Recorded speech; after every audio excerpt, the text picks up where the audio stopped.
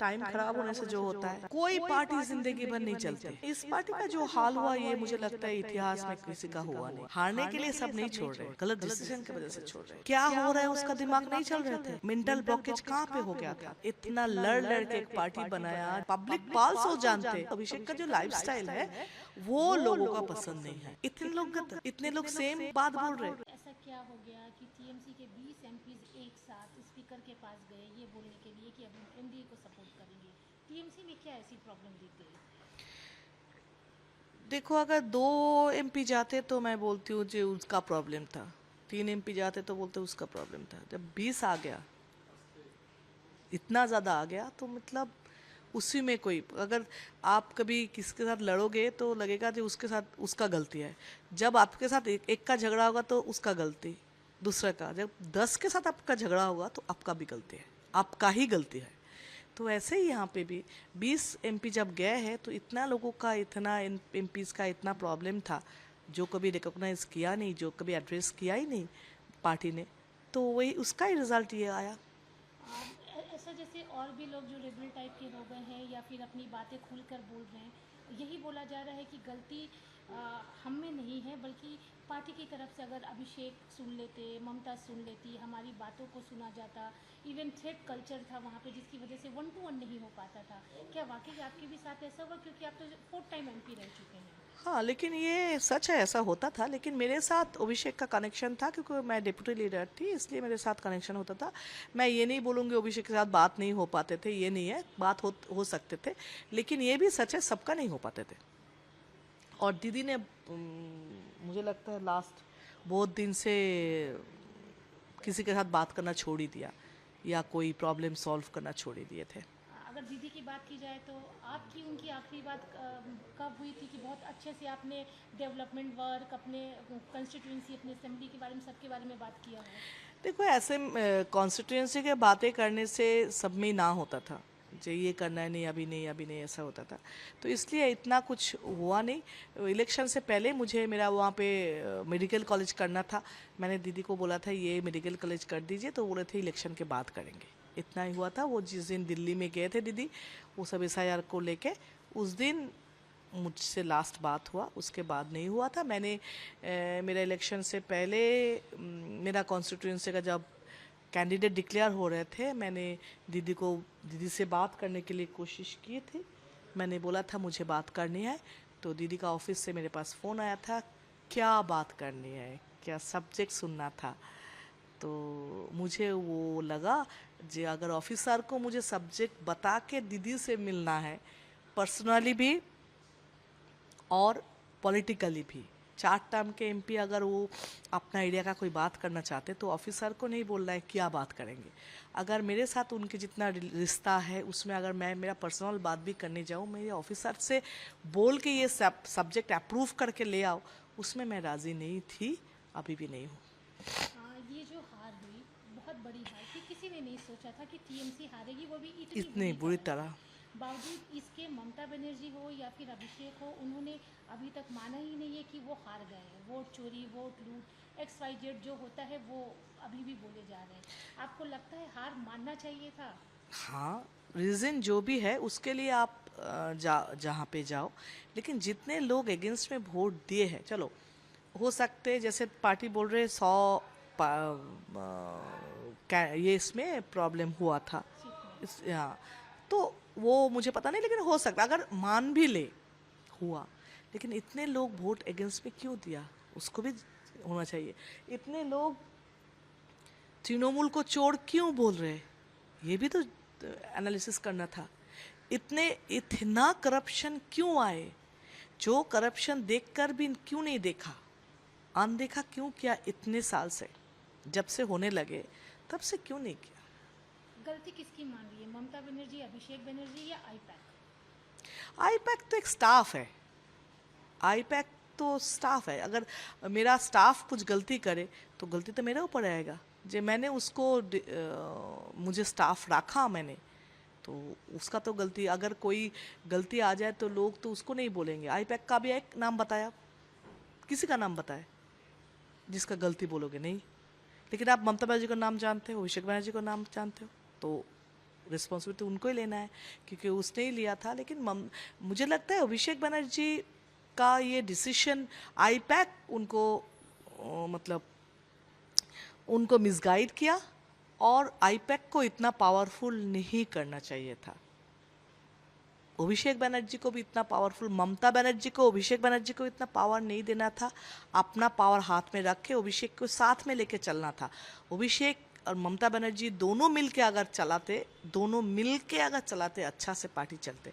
अगर उसको इतना पावर दे दिया उसका गलती, और उसने आईपैक को इतना पावर दिया वो भी गलत था। ममता बनर्जी जैसी पावरफुल लेडी, मतलब पूरे इंडिया में माना जाता है कि ममता बनर्जी जैसी नेत्री शायद बिल्कुल नहीं, बिल्कुल नहीं वो है। इस तरह का काम कर देगी। वही तो टाइम खराब होने से जो होता है। अगर आप फेथ मानोगे, मैं मानती हूँ, मुझे लगता है वही है। नहीं तो ममता बनर्जी जैसे लीडर है, इतना लड़ के एक पार्टी बनाया, जितना स्ट्रगल इतना तक, और जिस स्ट्रगल के वजह से लोग उनको सपोर्ट किया अभी तक कर रहे, तो उसके साथ वो उसका ये क्या हो रहा है उसका दिमाग नहीं चल रहे थे। मेंटल ब्लॉकेज कहाँ पे हो गया था? क्यों उसको अभिषेक को नहीं समझा पाए जो अभिषेक ये लाइफस्टाइल मत करो ये, क्योंकि उसको पता है पब्लिक पल्स हो जानते, वो पब्लिक को नहीं पहचान पाए। ये तो उनका ही गलती है। आपने कहा अभिषेक की लाइफस्टाइल को नहीं हाँ देख पाए। हाँ बिल्कुल, अभिषेक का जो लाइफस्टाइल है वो लोगों का पसंद नहीं है। अभिषेक क्या डिसीजन लिया वो तो गलत हो सकते, वो सही हो सकते, उसका डिसीजन सही भी हुआ। वो इंटेलिजेंट है, मैं ये भी मानती हूँ, इंटेलिजेंट है, वो यंग है। वो अगर पॉजिटिवली पॉलिटिक्स करते तो बहुत आगे जाने का चांसेस थे।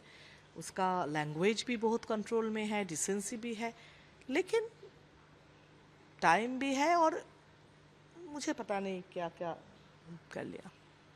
अभी अगर आप लोगों की बात करें, आप लोग अलग हुए, इसे क्या हम बोलेंगे? TMC, new TMC? वो ऐसा कुछ नहीं है, हम लोग अलग से ब्लॉक करके बैठेंगे। हम लोग ये सिंबॉलिक प्रोटेस्ट है जो हम लोग इनके इस पार्टी के साथ है ही नहीं, हम लोग अलग हैं बस। आज सुष्मिता देव ने भी राज्यसभा के सीट से कूद कर दिया, मेंबरशिप भी छोड़ दिया। इसके पहले सुखेंदु दास ने छोड़ दिया। ये जो छोड़ने का सिलसिला आ रहा है, इसे कैसे देख रहे हैं? क्या हार के बाद में ममता बनर्जी ने आप लोगों से बात नहीं की थी या? देखो, कोई पार्टी जिंदगी भर नहीं चलते, सब हर पार्टी जीतते हारते हैं, फिर से आते फिर से नहीं आते। लेकिन इस पार्टी का जो हाल हुआ ये मुझे लगता है इतिहास में किसी का हुआ नहीं।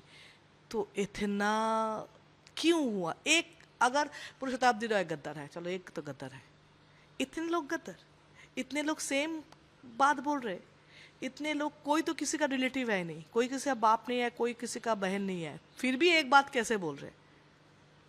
तो जहाँ पे प्रॉब्लम है उनका तो प्रॉब्लम है ही, और ये प्रॉब्लम सब ने बोल रहे हैं अभी, तो सब इसलिए छोड़ रहे।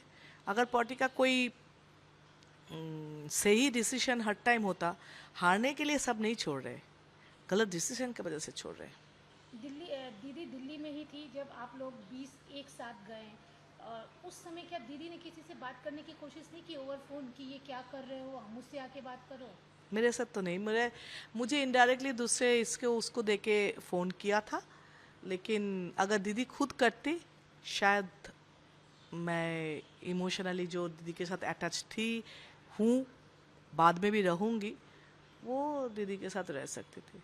आपको क्या लगता है ये टीएमसी पार्टी आगे भी कंटिन्यू रहेगी या क्या होगा उसका? मुझे पता नहीं, मुझे कोई फ्यूचर दिख नहीं रहा है अभी, पता नहीं फ्यूचर क्या बोलेंगे।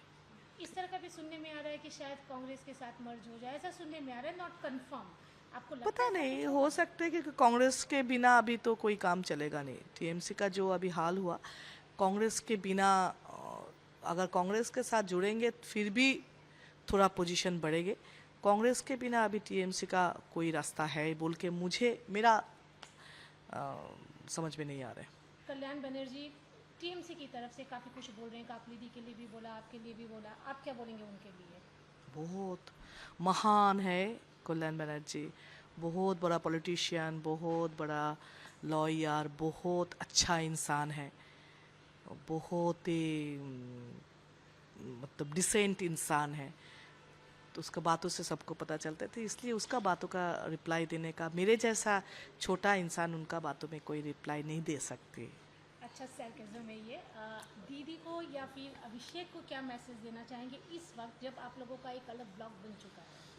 दीदी दीदी का अच्छा चाहती हूँ। दीदी के साथ मेरा लगाव थे है, अभी भी, बाद में भी वो फीलिंग मेरे लिए है। मैं अभी भी खुद को बिलीव नहीं कर पा रही हूँ मैं दीदी को छोड़ रही हूँ या दीदी के साथ नहीं हूँ। ये मैं खुद अभी तक बिलीव नहीं कर पा रही हूँ।